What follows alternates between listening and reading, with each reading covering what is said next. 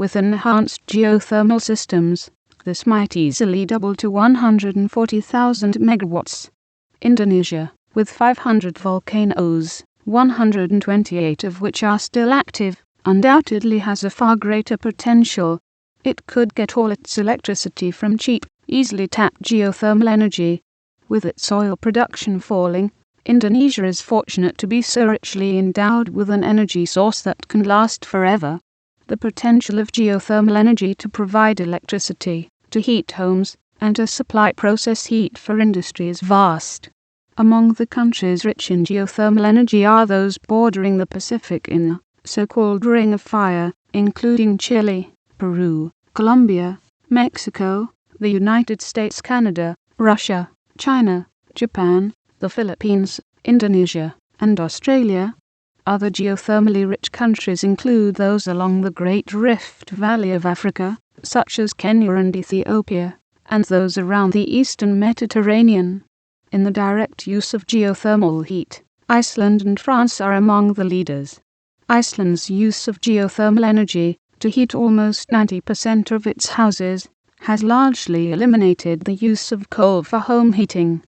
Geothermal energy accounts for more than 1/3 of Iceland's total energy use.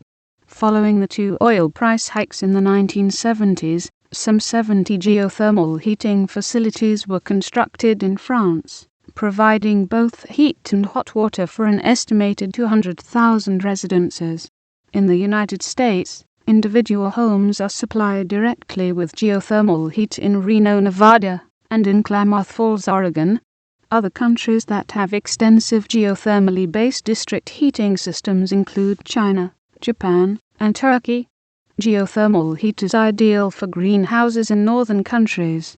Russia, Hungary, Iceland, and the United States are among the many countries that use it to produce fresh vegetables in the winter. With rising oil prices boosting fresh produce transport costs, this practice will likely become far more common in the years ahead. Among the 16 countries using geothermal energy for aquaculture are China, Israel, and the United States.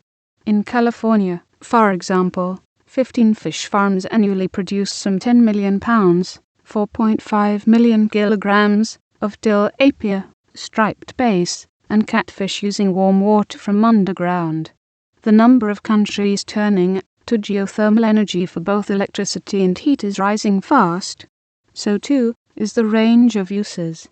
Romania, for instance, uses geothermal energy for district heating, for greenhouses, and to supply hot water for homes and factories. Hot underground water is widely used for both bathing and swimming. Japan has 2,800 spas, 5,500 public bathhouses, and 15,600 hotels, and inns that use geothermal hot water. Iceland uses geothermal energy to heat some 100 public swimming pools, most of them year-round open-air pools. Hungary heats 1,200 swimming pools with geothermal energy. If the four most populous countries located on the Pacific Ring of Fire, the United States, Japan, China, and Indonesia, with nearly 2 billion people, were to seriously invest in developing their geothermal resources, they could easily make geothermal energy one of the world's leading sources of electricity. With a potential in the United States and Japan alone of 240,000 megawatts of geothermal power generation, it is easy to envisage a world with 200,000 megawatts of geothermally generated electricity by 2020. Plant-based sources of energy. As oil and natural gas reserves are being depleted, the world's attention is turning to plant-based energy sources. These include forest industry byproducts, sugar industry byproducts, urban waste, livestock waste, energy crops, crop residues, and urban tree and yard waste, all of which can be used for electrical generation, heating, or the production of automotive fuels. In the forest products industry, including both sawmills and paper mills, waste has long been used to generate electricity. U.S. companies burn forest wastes both to produce process heat for their own use and to generate electricity for sale to local utilities. The bulk of the nearly 10,000 megawatts in U.S. plant-based electrical generation comes from burning forest waste. Wood waste is also widely used in urban areas for combined heat and power production, with the heat typically used in district heating systems. In Sweden, nearly half of all residential and commercial buildings are served with district heating systems.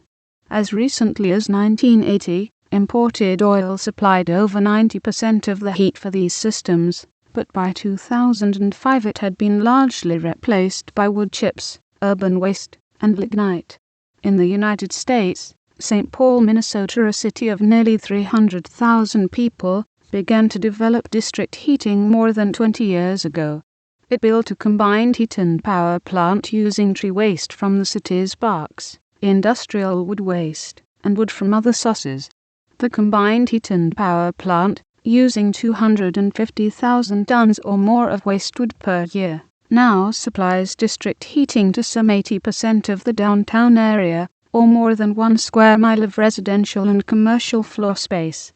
This shift to wood waste largely replaced coal, thus simultaneously cutting carbon emissions by 76,000 tons per year, disposing of waste wood, and providing a sustainable source of heat and electricity. The sugar industry recently has begun to burn cane waste to cogenerate heat and power. This received a big boost in Brazil, when companies with cane-based ethanol distilleries realized that burning bagasse, the fibrous material left after the sugar syrup is extracted, could simultaneously produce heat for fermentation and generate electricity that they could sell to the local utility. This system, now well established in the Brazilian ethanol industry, is spreading to sugar mills in other countries that produce the remaining 80% of the world sugar harvest. Within cities, once recyclable materials are removed, garbage can also be burned to produce heat and power. In Europe, waste-to-energy plants supply 20 million consumers with heat. Germany, with 65 plants, and France are the European leaders. In the United States, some 89 waste-to-energy plants convert 20 million tons of waste into power for 6 million consumers. With U.S. livestock and poultry production now concentrated in large facilities, the use of animal waste in anaerobic digesters to produce methane, natural gas, is catching on fast. ACE Corporation, one of the world's largest electrical power companies, is creating a business of capturing methane from animal waste. Using biodigesters, ACE contracts with farmers to process their animal waste, producing methane and a nutrient-rich solid waste that farmers return to the fields as fertilizer. The methane collected in these generators can be burned to supply heat and generate power. Corporations and utilities are also tapping the methane produced in landfills as organic materials in buried garbage decompose, to produce industrial process heat, or to generate electricity in combined heat and power plants. Interface, the world's largest manufacturer of industrial carpet near Atlanta, Georgia, convinced the city to invest $3 million in capturing methane from the municipal landfill and build a 9-mile pipeline to an Interface factory. The natural gas in this pipeline, priced 30% below the world market price, meets 20% of the factory's needs. The landfill is projected to supply methane for 40 years, earning the city $35 million on its original $3 million investment. For Interface, operating costs are reduced, and it gains an offset of its greenhouse gas emissions, thus enabling the factory to become climate neutral. Crops can also be used to produce automotive fuels, including both ethanol and biodiesel. In 2007, the world produced 13.1 billion gallons of fuel ethanol and 2.3 billion gallons of biodiesel. Half of the ethanol came from the United States, a third came from Brazil, and the remainder came from a dozen other countries, led by China and Canada. Almost 1/4 of the biodiesel was produced in Germany. The other major producers were the United States, France, and Italy. The United States, which surged ahead of Brazil in ethanol production in 2005, relies heavily on corn as a feedstock, with U.S. ethanol production projected to nearly double between 2007 and the end of 2008. U.S. output will jump to 13 billion gallons. This may already be exceeding the amount of U.S. grain that can be diverted to fuel without driving world food prices to an unacceptably high level. And expanding cane-based ethanol in Brazil means putting more pressure on the remaining Amazonian rainforest. Shifting to plug-in hybrids powered with wind or solar-generated electricity would avoid that. As of mid-2007, growth in investment in ethanol and biodiesel was losing momentum as feedstock prices rose for both ethanol distilleries and biodiesel refineries, and as soaring grain prices sounded alarm bells for food consumers everywhere. In Europe, with high goals for biodiesel use and low potential for expanding oilseed production, biodiesel refiners are turning to palm oil from Malaysia and Indonesia, where the clearing of rainforests for palm plantations is raising worldwide concern. Work is now underway to develop efficient technologies to convert cellulosic materials such as switchgrass, woodchips, wheat straw, and corn stalks into ethanol. Switchgrass and hybrid poplars would produce relatively high ethanol yields on marginal lands, but it likely will be another decade before cellulosic ethanol can compete with corn-based ethanol. An analysis by the American Solar Energy Society indicates that burning cellulosic crops to directly generate electricity is much more efficient than converting them to ethanol. The question is, how much could plant materials contribute to the world's energy supply? ACES estimates that the United States could generate 110 gigawatts of electricity from burning crops such as switchgrass and fast-growing trees, roughly 10 times the current level. This projected growth assumes that the anticipated expansion in cellulosic crop production would be used primarily for electricity generation rather than ethanol production. We anticipate that the worldwide use of plant materials to generate electricity could contribute 200 gigawatts to generating capacity by 2020. River, tidal, and wave power. Roughly 16% of the world's electricity comes from hydropower, most of it from large dams. Some countries such as Brazil and the Democratic Republic of the Congo get most of their electricity from river power. Large dam building flourished during the third quarter of the last century, but then slowed as the remaining good sites for dam building dwindled, and as opposition built, because of the displacement of people and inundation of productive land. Small-scale projects continue to be built. In 2006, small dams with a combined 6,000 megawatts of generating capacity were built in rural areas of China. For many rural communities, these are the only source of electricity.